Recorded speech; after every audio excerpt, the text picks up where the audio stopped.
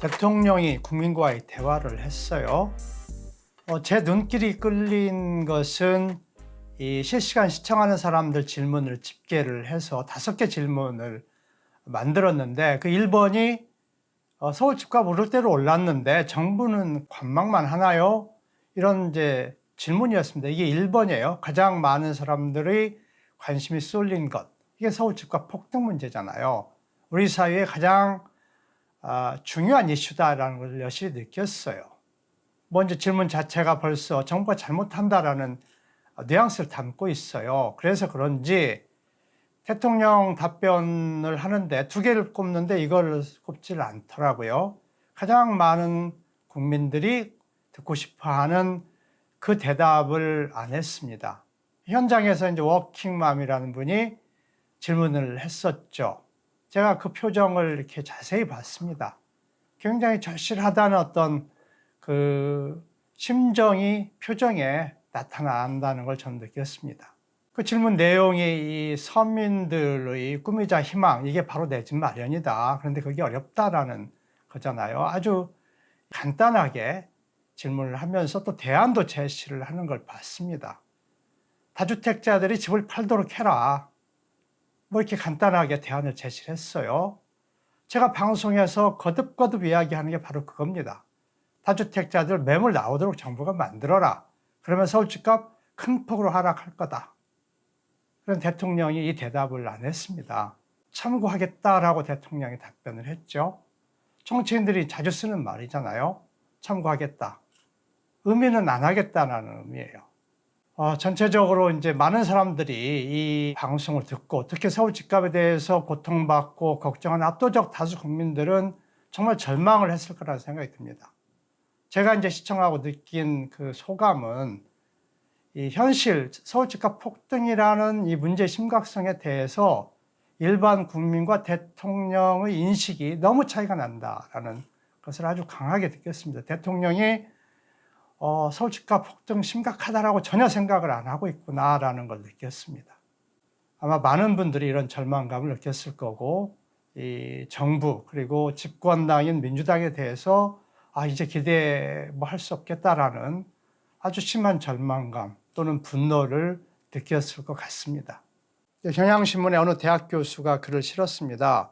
촛불 국민들이 이 정부에서 더 이상 집값 희망 고문을 당하기 싫다며 격한 분노감을 드러내고 있습니다. 저는 이 말이 국민 심정을 정확하게 표현한 말이라고 생각합니다. 가격 상승은 서울의 일부 고가 아파트에 국한된 문제라고 말씀하셨습니다. 이것 말고도 이 방송에서 제가 들은 이야기는 전국적으로 부동산 가격이 안정됐다라고 대통령 이야기했죠. 전월세 아주 안정됐지 않느냐. 서민들이 이제 집값 때문에 고통 안 받는다라고 대통령이 이야기를 했어요. 이 아파트 가격이 상승해서 고통받는데 대통령은 서울 일부 고가 아파트만 상승했다고 했어요. 서울 집값 폭등이 국민 전체 문제 아니다라고 생각하는 겁니다. 이 한국감정원 통계를 보면 서울 아파트 평균 매매 가격이 2017년 4월에 5억 6천이었는데 올해 1월에는 8억 1천만 원이었습니다. 그러니까 문재인 정부 들어서 2년도 안 돼서 2억 5천만 원이 올랐습니다. 이 한국감정원 통계가 객관적인 통계잖아요. 대통령은 이런 객관적인 통계도 부정을 하고 있는 겁니다. 그래서 정말 많은 국민들이 절망을 하고 분노를 하고 있을 거라는 생각이 듭니다. 정말 대통령도 믿을 수 없고 집권당도 믿을 수 없다 이런 생각하시는 분이 정말 많을 거예요. 어떻게 해야 되느냐? 오늘 그 해답을 한번 찾아보려고 합니다. 서울 집값이 폭등한 원인부터 밝혀야 그 해결책을 찾을 수 있을 겁니다. 그래서 제가 여쭤보겠습니다. 서울 집값이 오른 원인이 굉장히 많죠. 그중에서 한 가지만 꼽으라면은 어떤 원인을 꼽으시겠습니까? 아마 짐작컨대 시중에 돈이 많이 풀려서 그렇다 이 대답이 절대적으로 우세할 것 같습니다.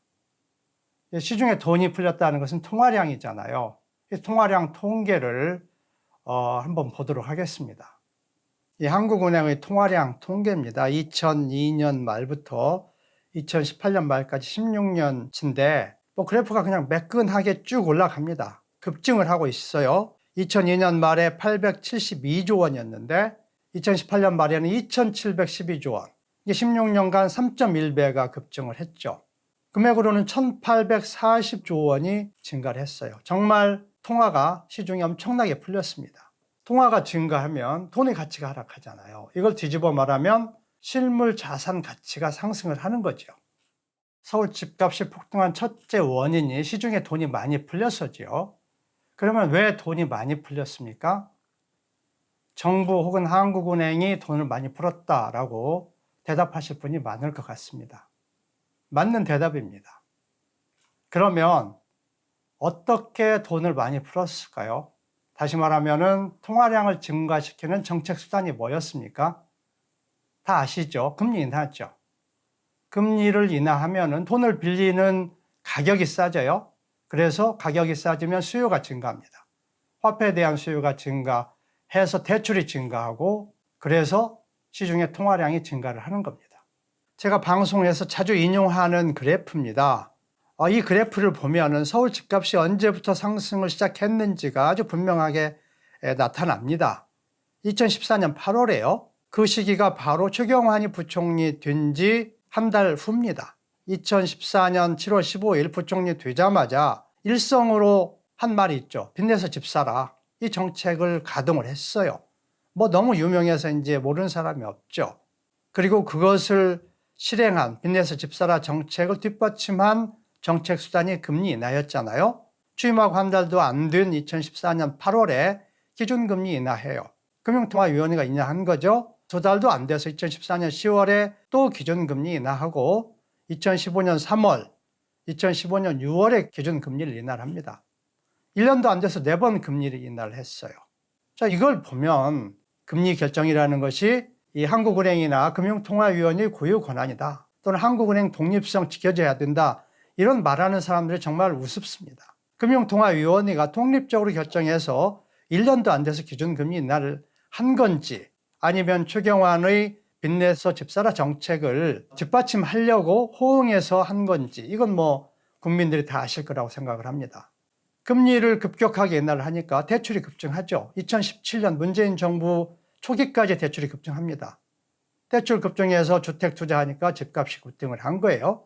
뭘 알 수 있냐면 투기 수요로 서울 집값이 급등했다라는 사실을 이 금리 인하와 대출 급증이 증언을 해주고 있습니다. 올해 5월부터 10월까지의 서울 아파트 주간 가격 변동률이에요. 한국감정원 통계입니다. 5월, 6월에는 주간 변동이 마이너스였는데 7월 들어서 플러스로 돌아섭니다. 7월 18일 기준금리 전격 인하가 결정적 영향을 미친 거죠. 이제 9월 말 10월 초부터 상승폭이 커져요. 껑충 뜹니다.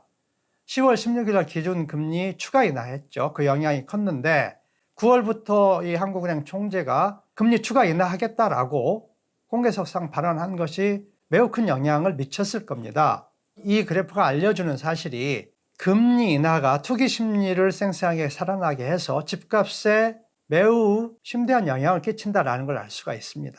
이제 서울 집값을 하락시키려면은 금리 인상해야 된다. 이게 이제 매우 분명해집니다. 금리를 인상해야 한다고 하면은 반대 목소리가 굉장히 거셀 겁니다. 언론이 앞장서서 반대를 할 거예요. 그 주장이 경기 침체니까 금리 인하해야 한다라는 논리죠. 이 거짓 논리예요. 제가 방송에서 자세하게 말씀을 드렸습니다. 이전 방송을 보시면 이해하실 수 있을 거라고 생각을 합니다. 제 거짓말이다라는 이 근거를 여러 가지를 제시를 했는데 그중 하나만 말씀을 드리겠습니다. 금리를 인하하면 돈이 실물 부분으로 가나요? 실물 부분이라고 하면은 생산과 소비 부분이 있잖아요. 돈을 아무리 풀어도 생산하고 소비로는 돈이 흘러가지 않잖아요. 부동산 쪽으로만 가요. 그것도 서울 주택시장으로만 돈이 몰려서 서울 집값만 폭등시키고 있어요. 금리 인하해서 생산, 소비 쪽으로 돈이 안 갔으니까 금리를 인상한다고 해도 생산, 소비 쪽에서 돈이 빠져나오지 않겠죠. 이게 이제 논리적으로 타당한 주장이잖아요. 제가 이제 경제학자들 이제 가끔 만날 때마다 물어봅니다. 금리 인하하면은 경기 침체에서 벗어납니까? 라고 물어보면 그렇다고 대답하는 사람 지금까지 한 번도 못 봤어요. 사실이 아니니까 대답을 못 하는 거죠. 이제 우리가 금리를 인상해야 되는데 또 이제 이런 그 의문을 제기하시는 분이 있을 거라고 생각이 듭니다. 금리를 결정하는 게 금융통화위원회잖아요. 우리 일반 국민이 거기에 영향을 미칠 수 있는 게 아무것도 없다. 어떻게 해야 되냐라고 말씀을 하실 것 같아요. 그런데 아무것도 할 수 없는 건 아니잖아요. 제가 한 달여 전에 이 한국은행 앞에서 1인 피켓 시위를 했던 시민단체를 소개드린 적이 있습니다. 오마이뉴스 기사 10월 15일자를 검색을 해보시면 제목이 정부와 한국은행이 할 말 있습니다 라는 기사가 있습니다. 이제 1인 피켓 시위를 한국은행하고 시청 쪽에서 네 분이 하고 있는 사진이 실려 있습니다. 29일 금통위가 또 열립니다. 이제 몇천 명이 모여서 우리 국민들의 목소리를 거세게 외치면 최소한 금리를 인하하진 않을 거라고 저는 생각을 합니다. 몇만 명이 모여서 금리 인상하라고 강력한 한 목소리를 낸다면 저는 금통위원들이 금리 인상할 거라고 저는 생각을 합니다. 모여서 저희 의사를 강력하게 전달을 해야죠. 생업에 종사하시는 분들은 바빠서 못 오시겠지만 그런 분들은 이 아까 1인 피켓 시위한 더불어삶 같은 단체들을 지원하실 수도 있지 않겠습니까? 저는 그래서 행동이 중요하다고 생각을 합니다. 저희가 서울 집값 문제의 고통 해결하라고 강력하게 요구를 한다면 그때는 이제 대통령 그리고 여당인 민주당이 서울 집값 폭등이 심각한 문제구나 라고 그제서야 인식을 할 거라고 생각을 합니다. 그렇게 해야 비로소 우리가 원하는 서울 집값 하락이 시작될 거라고 생각을 합니다. 저희 방송 내용에 공감을 하시면 구독을 꼭 눌러주시길 부탁드립니다.